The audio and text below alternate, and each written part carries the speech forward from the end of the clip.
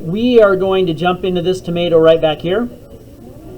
We have a few of the little value areas here. There's our light area, our reflected light, our light one here. I did not get the darker browns in on that one, so we're going to jump in with those darker browns first on that. As always, when we're dealing with the opaque medium, it seems to me that it works best if we start with our darker values.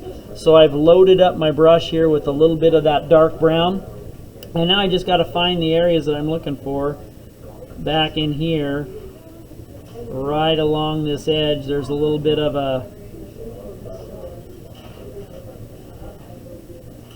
a leaf. There's a leaf right there. And then over here, there's a little bit of a stem. I don't want to paint on the stem. Now remember, for getting into the corners, you can use the corner of your brush. So I'm looking at this part right here.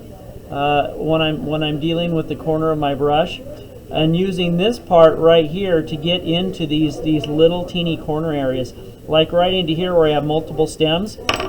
I'm going to take and use the corner of the brush there to pop in that dark brown into that area, and you can get it quite pointy.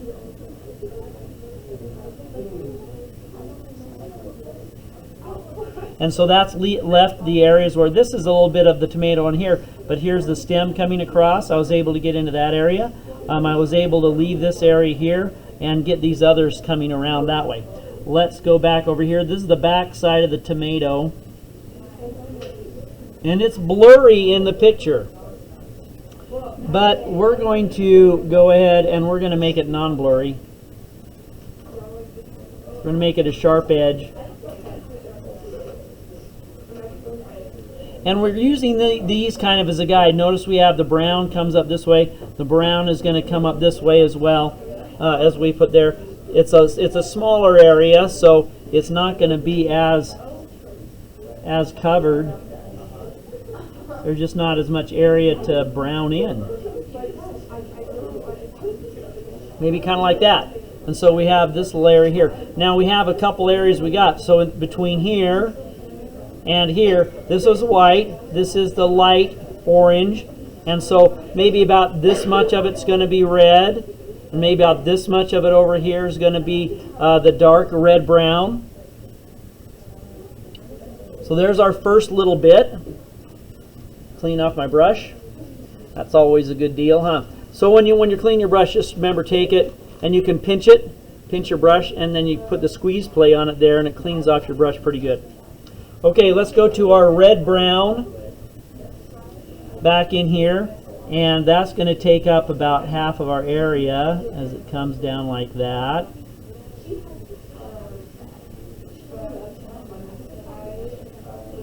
And here's the stem.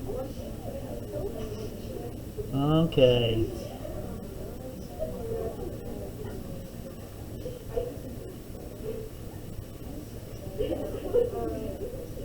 That seems to be a little bit more of the stem in there. Let's go in here. Bring it right up to the brown. No, I'm just going to take that like that. And then down here also,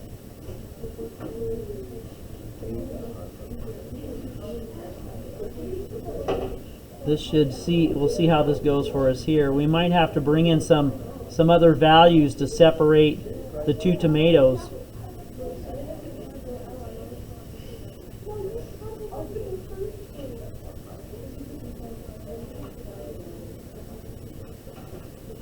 And there's that leaf right there. We want to leave that area, right?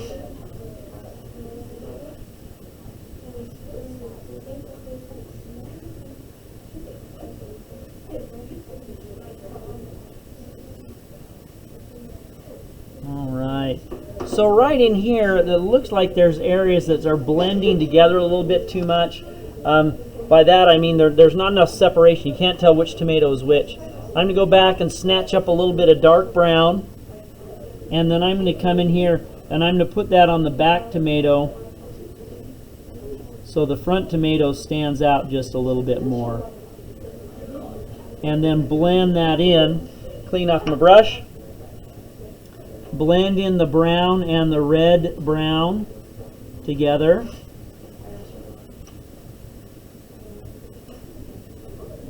And then that makes that tomato. That makes this tomato come forward a little bit because it's against that darker background here that we have with the tomato behind.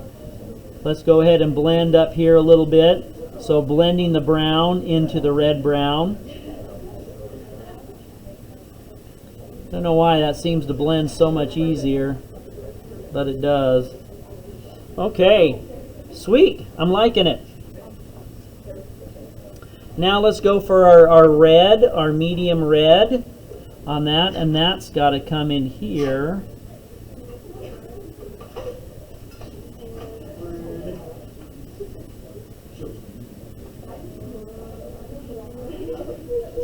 Looks like I'm going to be running out of this red pretty soon.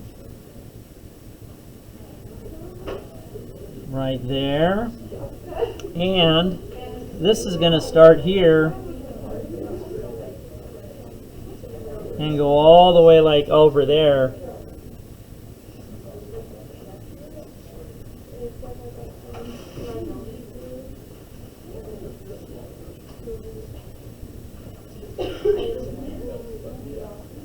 Top edge. Ooh, I like it. I like it. That's looking good. I gotta jump around a little bit here so I get the right angle that I need for painting in the tomato in the value shape. So I need my brush pointed this side.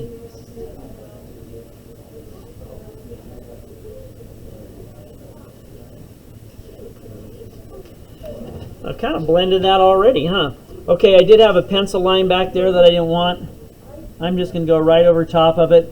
I'm going to, with the light pressure on the tomato, to take care of those pencil lines. So there's a thicker coat, a thicker application on those. All right, let's go under here. Get that stem. I'm going to be over in the corner again. Here we go. That's the stem. That's that stem. Use the tip or the corner of the brush to get right into that sharp edge right there, like that. That's it. Got it.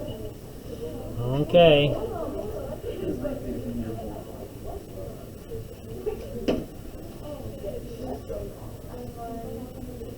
Okay, so normally what I would do is I turn this painting upside down and get right into this area, but here we're gonna do some serious arm torquing here and paint right up to that. Remember, make sure that there's no little white halos between boundaries when you're painting this. So as I'm painting this one against the tomato in front of it, there's a tendency to want to leave little teeny halos or little white spots, little white specks. Make sure that doesn't happen. Okay, now this tomato in the background needs to be darker than the tomato in front. So I got to make sure that this little bit of red, that medium red, makes it all the way over this edge. Flip my brush, got some more red paint on this side. And what's in front of it is a light light value. That's our light medium. And so it does set itself off against that. Okay, round in the corner here. Let's take this one down over here too. Make a sharp edge instead of a soft edge. That's the word I'm looking for, soft edge.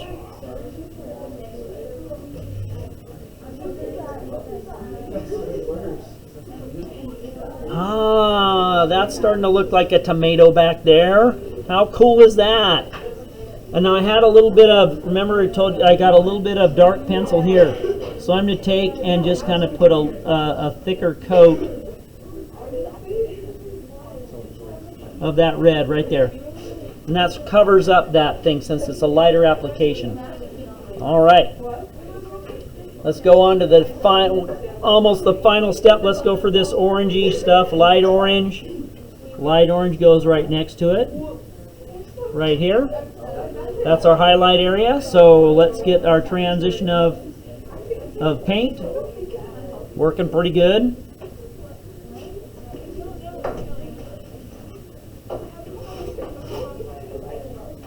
So we're just applying that like that.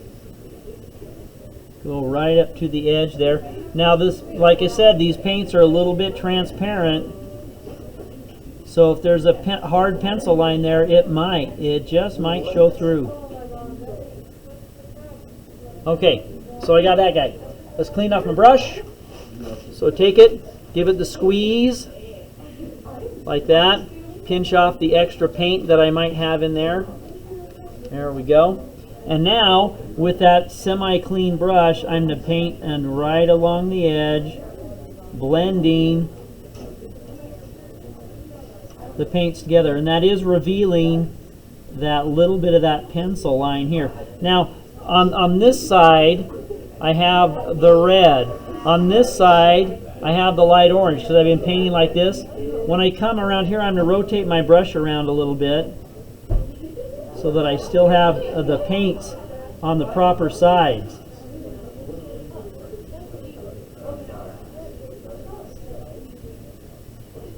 And I can blend that in a little bit more. Clean off my brush. I need a little bit more of that red right here, the darker red. Remember that went right along the seam right there?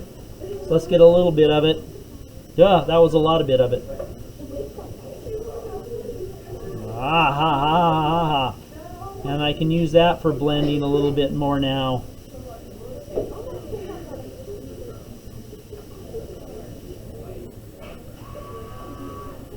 Okay. So that'll probably take a second coat, like we did over here, to get those pencil lines taken care of. I'm going to have to come back in and get this pencil line when that dries up a little bit. Last little part is the white highlight. You may ask yourself, why don't we just use the white of the gesso? Well, it's a different texture, it's a different color on those. So it's helpful to use the white paint. There's my white paint, my base coat in there.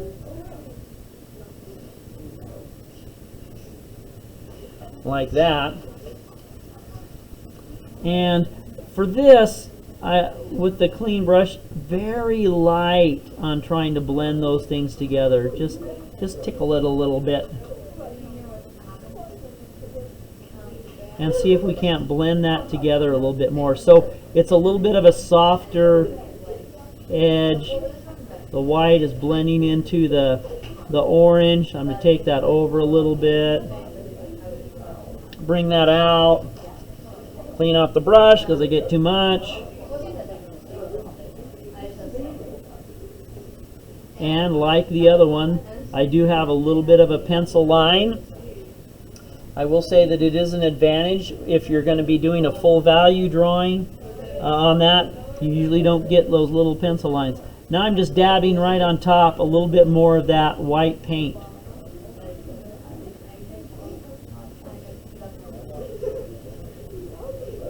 Blending it out a little bit.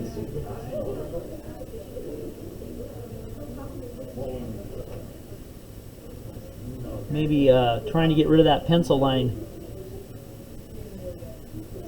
by a little bit thicker paint. I'm just kind of dabbing right with the corner, very corner of the brush to see if I can get that to blend and also cover up that pencil line. And let's come and just get a dab of pure white and put that right in the middle, right? Another dab of just pure white and tickle that into the middle so we have a good highlight.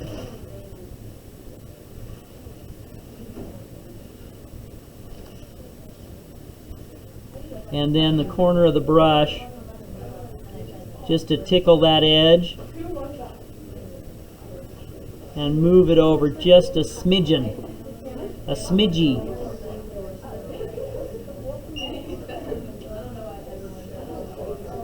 There we go. I think that's better. And now let's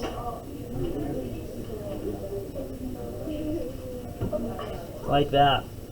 So I will come back in and get the pencil line thing here. I'm pleased with that. That looks okay on the blend on those. And so that's the tomato in the back. Now the tomato in the back, as we put those, look, we have one there, another one here, and another one here. So we have a few more tomatoes in the back, but they're going to assemble in much the same way.